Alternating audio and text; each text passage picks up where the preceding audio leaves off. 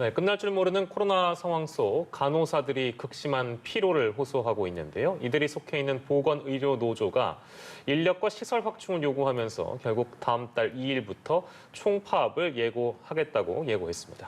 이에 정부는 보건의료노조 측과 협상을 이어가겠다는 의지를 거듭 내비치고 있는데요. 오늘 추가 협상에서 과연 진전이 있을지 핵심 쟁점 짚어보겠습니다. 나순자 보건의료노조 위원장 직접 나오셨습니다. 어서 오십시오. 안녕하세요. 네, 안녕하세요. 예. 지난 금요일에 교섭을 하셨는데 잘 안 됐다고 네. 얘기를 들었습니다. 오늘 또 다시 하시죠? 네, 어제 연락을 받았고요. 예. 그래서 오늘 3시부터 노정 교섭을 할 예정입니다. 30분 뒤에 이제 교섭이 예정돼 있는데 네, 네. 어떻습니까? 금요일하고 또 뭐 아주 똑같은 주제를 얘기하시고 네. 뭐 쟁점 사안에 대해서 협의를 하실 텐데 극적으로 타결될 가능성도 어느 정도 열려 있다고 봐도 될까요? 극적으로 타결을 위해서는 예. 복지부가 좀 더 전향적으로 나와야 되고 또 저희 요구가 재정이 수반되는 문제이기 때문에 네. 기재부가 적극적으로 또 바뀌어야 된다라고 생각을 합니다. 예, 이제 요구하고 계신 사항들이 있으시죠? 어떤 네. 부분들이 이제 중점적으로 바뀌어야 한다 이렇게 요구를 하고 계시는지요? 일단 우리 병원에는 굉장히 인력이 부족한 상태입니다. 예, 예. 그래서 간호사 1인당 환자 수가 미국은 1대5를 보고 있고요. 예. 일본만 해도 7명을 보고 있습니다. 예. 근데 우리나라는 좋은 병원이 한 10명에서 12명 보고 있고요. 네. 그리고 평균 한 20명 넘게 보고 있습니다. 그래서 굉장히 열악한 조건이라서 예. 우리나라 간호사 중에 5명 중에 4명이 사직을 고려하고 있고요. 예. 또 신규 간호사 중에서는 1년 이내에 사직을 하는 사람이 42.7%나 됩니다.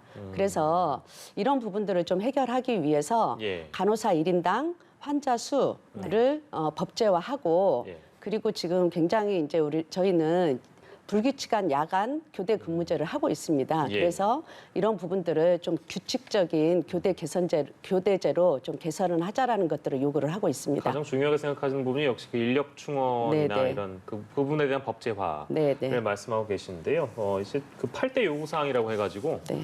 저희가 좀 정리를 해본 게 있는데 같이 한번 보실까요? 이제 생명안전수당을 제도화하고 공공의료를 확충하고 공공병원의 시설이나 장비 인프라 구축, 그리고 이제 방금 말씀 주신 1인당 환자 수에 대한 법제화, 그리고 교대 근무제에 대한 말씀도 주셨고, 불법 의료에 대한 근절 방안을 정부가 좀 마련을 해달라, 그리고 비정규직 고용 제한에 대한 부분, 그리고 의사 인력 확충, 공공의대 설립까지 이렇게 8대 요구 사항으로 저희가 좀 정리를 해봤는데요.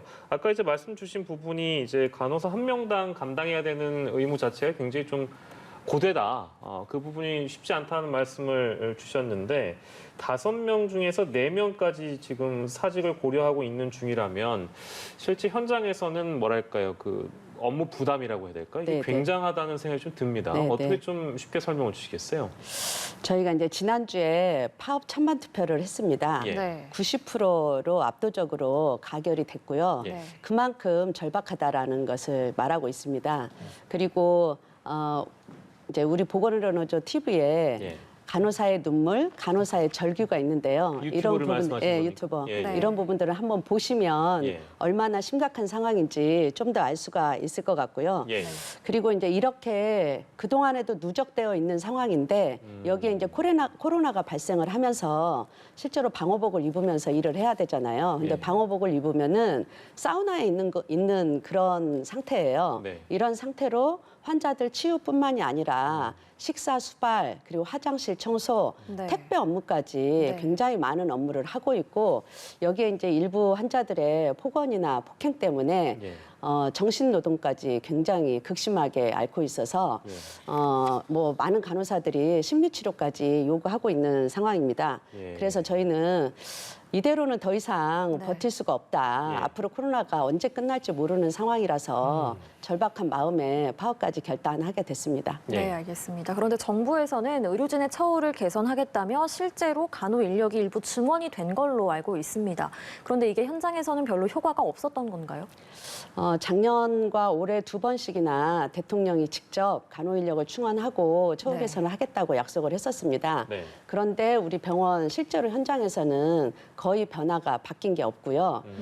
실제로 이 코로나를 보는 병원에 환자가 폭증을 하게 되면 그때 정부가 급하게 이제 그 쉬고 있는 간호사들을 모집을 해서 예. 파견을 해줬어요. 예. 근데 이 파견 간호사들은 도움이 되는 게 아니라 예. 오히려 현장에 문제가 굉장히 발생이 많았습니다. 왜 그렇습니까? 왜냐하면 예. 쉬었다 오기 때문에 일을 네. 배워야 되잖아요. 그래서 안 그래도 바쁜데 기존 인력들이 교육까지 시켜줘야 되고요. 예. 또 이분들은 전문적인 업무를 하지를 못하고 있습니다. 그럼에도 불구하고 네. 임금은 기존 인력보다 2~3배를 받아가게 되니 기존 인력들이 굉장히 박탈감을 많이 느꼈고요. 예. 그래서 이것이 사직으로도 이어졌습니다. 그래서 아. 지금은 실제로 파견 인력을 이제 안 받겠다라고 거부하는 병원까지도 있습니다. 아, 그렇군요. 네. 그 파견으로 오시는 분들과 기존 인력들 간의 어떤 형평성 문제랄까요? 네, 이제 네. 그 부분까지 언급을 해주신 것 같고, 그리고 인력 충원에 대한 문제는 정부 쪽에서 물론 처우 개선을 약속하고 실제 이루어진 것은 일부 있습니다만 그게 이제 땜질식 처방에 지나지 네. 않았다. 네.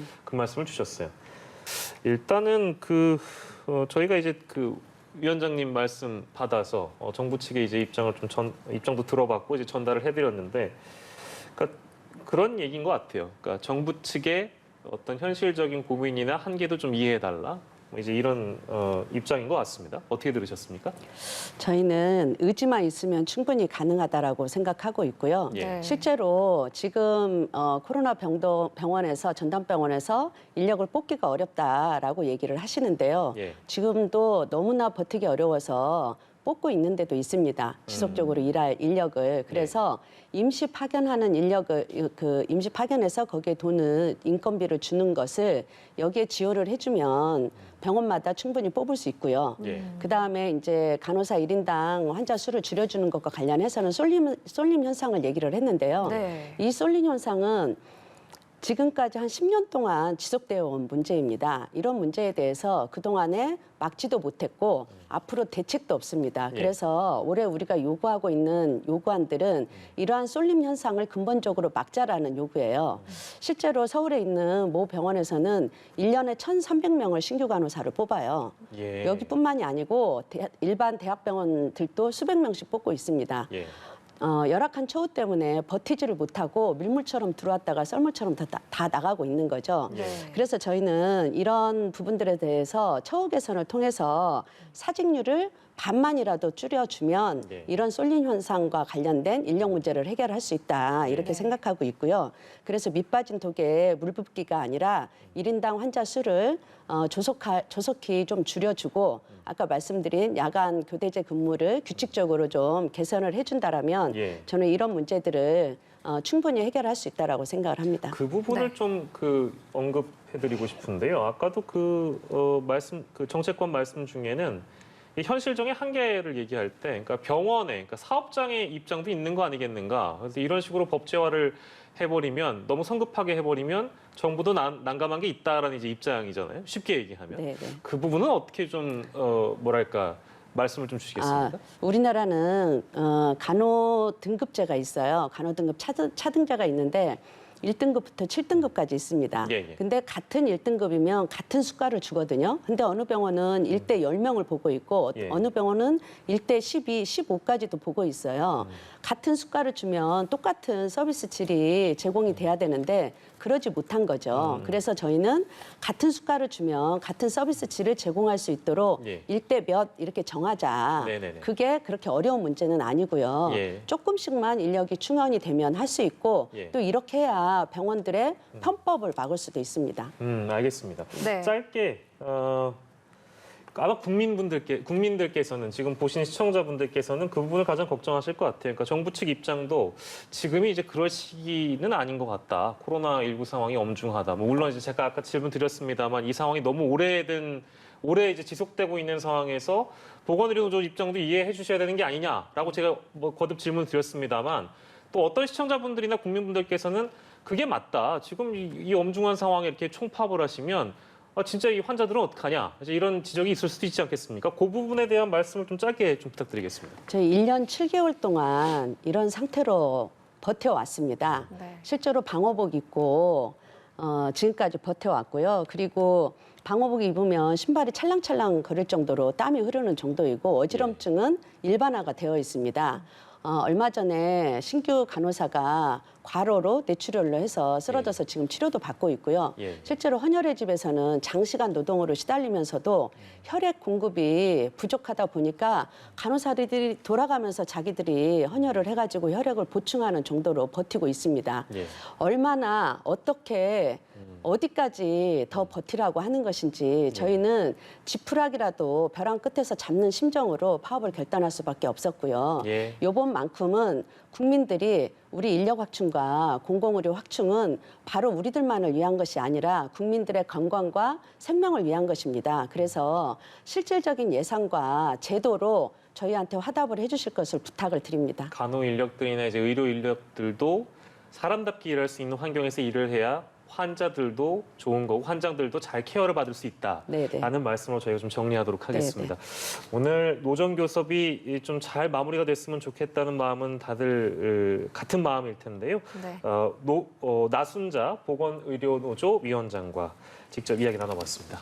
고생하셨습니다. 고맙습니다.